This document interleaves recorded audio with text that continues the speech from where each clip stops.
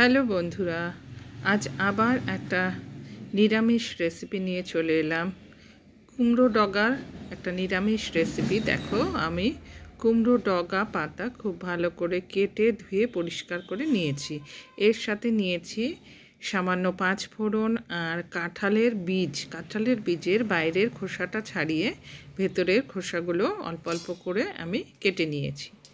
খুব সামান্য তেলে আমি রান্নাটা করে নেব। দেখো, কড়াইতে সর্ষের তেল দিয়ে তাতে 2টো শুকনো লঙ্কা আর 2টো তেজপাতা ফোড়নে দিয়ে দিলাম, আর দিয়ে দিলাম কিছুটা পরিমাণ 5 ফোড়ন।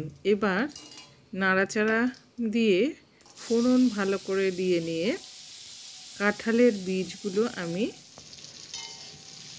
কড়াইতে দিয়ে দিলাম। এবার কাঁঠালের বীজগুলো ভালো করে ভেজে নিতে হবে। দেখো বন্ধুরা, এর মধ্যে আমি দিয়ে দিচ্ছি কিছুটা পরিমাণ নুন এবং সামান্য পরিমাণ মতো হলুদ। নুন হলুদ দিয়ে এবার কাঁঠালের বীজগুলো আমি ভালো করে ভেজে নেব।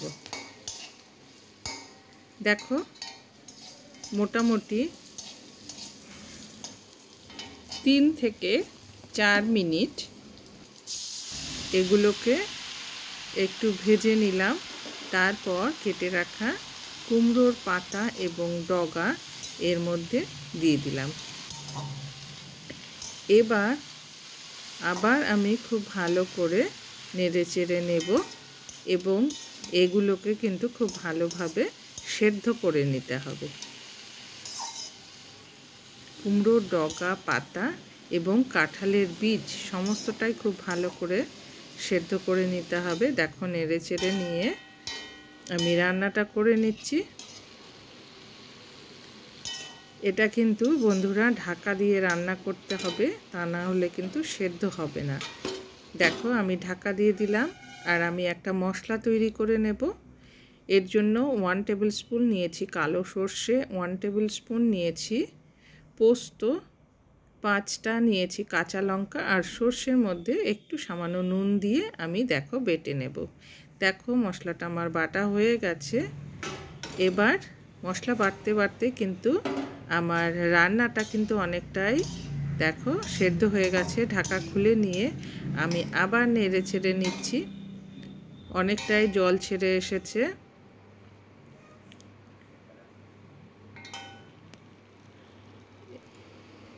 আবার আমি ঢেকে দিয়েছিলাম, ঢাকা দিয়েই রান্নাটা করতে হবে। দেখো, ঢাকা খুলে নিয়ে আমি আবার নাড়াচাড়া করে নিচ্ছি। যে জল বেরিয়ে এসেছিল সেই জল কিন্তু অনেকটাই শুকিয়ে গেছে, আর ডগা পাতা এবং কাঁঠালের বীজ ওগুলো কিন্তু অনেকটা সেদ্ধ হয়েছে। এবার মশলাটা দিয়ে আমি মশলার সাথে সমস্ত কিছু নাড়াচাড়া করে নিলাম। নিরামিষ এই রেসিপিটি খেতে গরম গরম ভাতে কিন্তু সত্যি দুর্দান্ত লাগে। দেখো, যে কাঁঠালের বীজ আমি খুন্তি দিয়ে কেটে দেখালাম, এটা কিন্তু অনেকটাই সেদ্ধ হয়ে গেছে। মশলার বাটি ধুয়ে আমি সামান্য একটু জল দিয়ে দিলাম।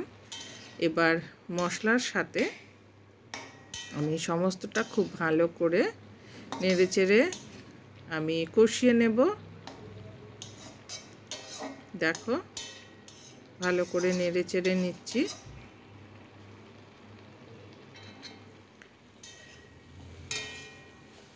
মশলার সাথে দেখো অনেকটাই কিন্তু কষানো হয়ে গেছে। মশলার যে জলজলে ভাব ছিল সেটাও কিন্তু শুকিয়ে গেছে। এবার আমি এর মধ্যে সামান্য পরিমাণ জল দিয়ে দিলাম।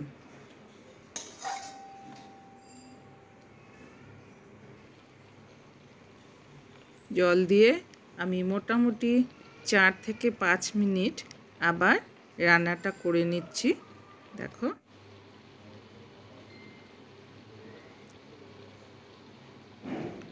যেহেতু নিরামিষ রান্না তাই কিছুটা চিনি দিয়ে দিলাম। তোমরা যারা চিনি পছন্দ করো না তারা চিনিটা স্কিপ করে যেতে পারো।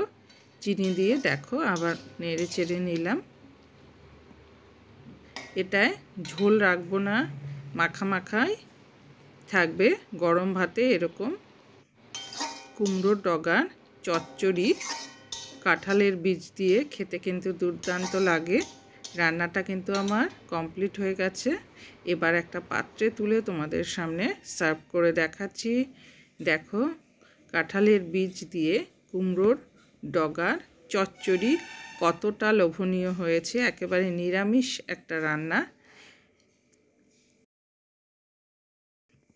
গরম গরম ভাতে এটা খেতে দুর্দান্ত হয়। ভালো লাগলে তোমরা এভাবে ট্রাই করে দেখতে পারো। সকলকে জানাই অসংখ্য ধন্যবাদ। ভালো থেকো।